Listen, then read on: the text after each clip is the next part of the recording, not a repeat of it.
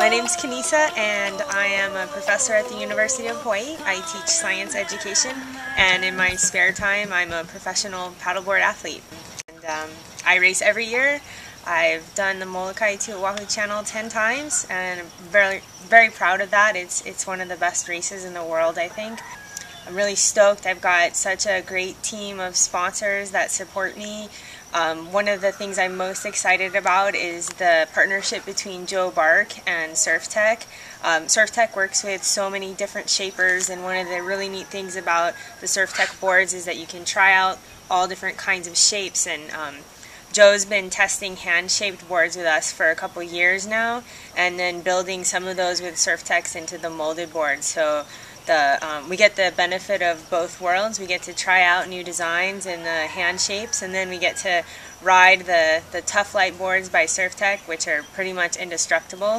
I have a new board this year. Well, I got it for 2010, and I'm going to race it again in 2011, and I call it the Pink Panther. It's a downsized version of what the men are paddling, what Joe's guys are paddling.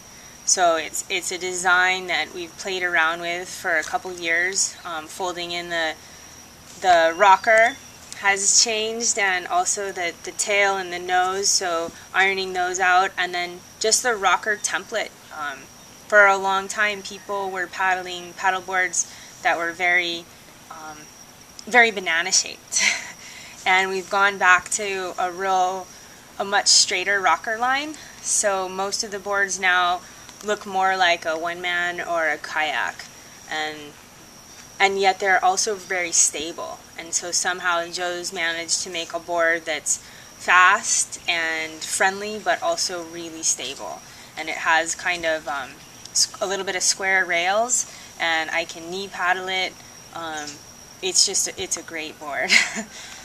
We get to do all this R&D on the foam blanks and building the layup for the board, and where do you put the pad, and just all the little things that go into making the board great.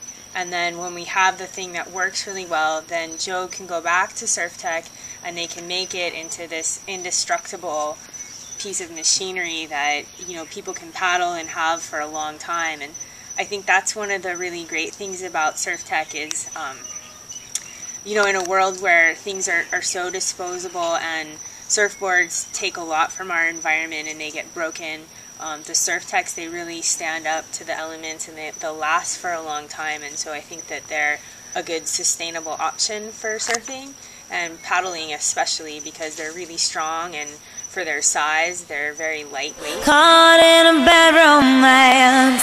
Oh, oh, oh.